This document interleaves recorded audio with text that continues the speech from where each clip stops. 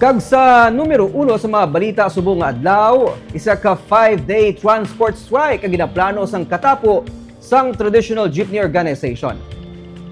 Sa Nobyembre 29 sa 30 magapatuman sang rally protesta ang katapo sang Traditional Jeepney Organization nga pagapangunahan sang katapo sang Bacolod Alliance of Commuters, Operators and Drivers ukon BACOD kag Kabacod Negros Transport Coalition ukon Kenetco. Ginpahayag ni BACOD President Rudy Catedral nga igaasas nila ang mangin resulta sang 2-day protest antes nga ginapaabot nga 5-day transport strike nga magasugod sa Disyembre 1 hasta Disyembre 5. Dugang ni Catedral nga handa ang masobra sa 1,000 nila nga mga miyembro nga magsakripisyo sa sulod sang kapin 1 ka semana para sa lifetime nga kahigayunan nga makabiyahe pang ilang mga salakyan.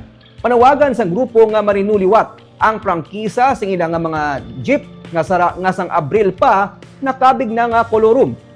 Kabahin sa ilang ginihinyo nga pagpatuman o kunang pagpatuman sang moratorium nga ilang ginapatian sarang mapatigayunan ni Mayor Albi Benitez sa pamunuan sang Land Transportation Franchising and Regulatory Board.